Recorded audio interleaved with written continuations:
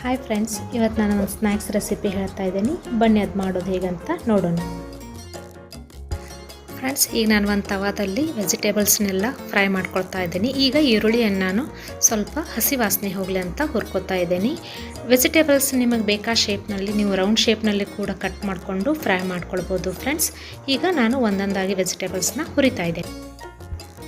Friends, capsicum ಕೂಡ ನಾನು ಸ್ವಲ್ಪ ಫ್ರೈ ಮಾಡ್ಕೊಳ್ತಾ ಇದ್ದೀನಿ. ಕ್ಯಾರೆಟನ್ನು ಕೂಡ ನಾನು ಸ್ವಲ್ಪ ಎಣ್ಣೆ ಹಚ್ಕೊಂಡು ಹುರಿತಾ ಇದ್ದೀನಿ. ಫ್ರೆಂಡ್ಸ್, ನಿಮಗೆ ಇಷ್ಟವಾದ ವೆಜಿಟೇಬಲ್ಸ್ನ ಕೂಡ ಹಾಕಿ ನೀವು ಇದನ್ನು ಮಾಡ್ಕೊಳ್ಬೋದು. ಈಗ ನಾನು ಇದರಲ್ಲಿ ಟೊಮೆಟೊ ಕೂಡ ಫ್ರೈ ಮಾಡಿ ಹಾಕ್ಕೊಂಡಿದ್ದೇನೆ. ಫ್ರೆಂಡ್ಸ್, ನಾನು ಇದರಲ್ಲಿ ಸ್ವಲ್ಪ ಜೀರಾ ಪೌಡ್ರ್ ಮತ್ತು ರುಚಿಗೆ ತಕ್ಕಷ್ಟು ಉಪ್ಪು ಹಾಕ್ತಾ ಇದ್ದೀನಿ ಮತ್ತು ಒಂದು ತವಾದ ಮೇಲೆ ಬೆಣ್ಣೆ ಹಾಕ್ತಾ ಇದ್ದೀನಿ. ಫ್ರೆಂಡ್ಸ್, ಅದು ಮೆಲ್ಟ್ ಆದ ತಕ್ಷಣ ಅದರಲ್ಲಿ ಈಗ ನಾನು ಇದರಲ್ಲಿ ಸಣ್ಣಗೆ ಕಟ್ ಮಾಡಿಟ್ಕೊಂಡಿರುವಂಥ ಪುದೀನ ಸೊಪ್ಪು ಮತ್ತು ಕೊತ್ತಂಬರಿ ಸೊಪ್ಪನ್ನು ಹಾಕ್ತಾ ಇದ್ದೀನಿ ಮತ್ತು ಇದರಲ್ಲಿ ಸ್ವಲ್ಪ ಕರಿ ಎಳ್ಳು ಮತ್ತು ಬಿಳಿ ಎಳ್ಳು ಹಾಕಿ ಸರಿಯಾಗಿ ಕಲಿಸ್ತಾ ಇದ್ದೀನಿ.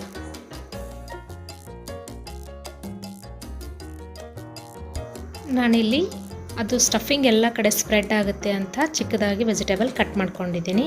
ಈಗ ಇದರಲ್ಲಿ ಸ್ವಲ್ಪ ಉಪ್ಪು ಹಾಕ್ತಾ ಇದ್ದೀನಿ. ಫ್ರೆಂಡ್ಸ್,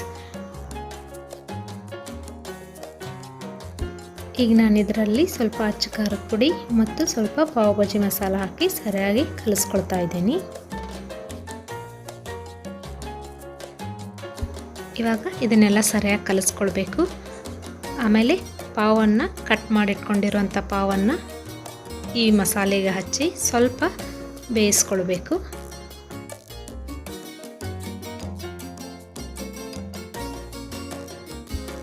ಇದರ ಮೇಲೆ ಸ್ವಲ್ಪ ಬೆಣ್ಣೆ ಹಚ್ತಾ ಇದ್ದೀನಿ. ಕೆಲವೊಂದು ಸಲ ಮಕ್ಕಳು ವೆಜಿಟೇಬಲ್ ತಿಂತಾ ಇರೋದಿಲ್ಲ. ಫ್ರೆಂಡ್ಸ್, ಈ ಥರ ಸ್ನ್ಯಾಕ್ಸ್ ಮಾಡಿಕೊಟ್ರೆ ಅವ್ರಿಗೂ ಕೂಡ ತುಂಬ ಇಷ್ಟ ಆಗುತ್ತೆ. ಈಗ ಸ್ವಲ್ಪ ಚೀಸ್ ಹಾಕ್ತಾ ಇದ್ದೀನಿ.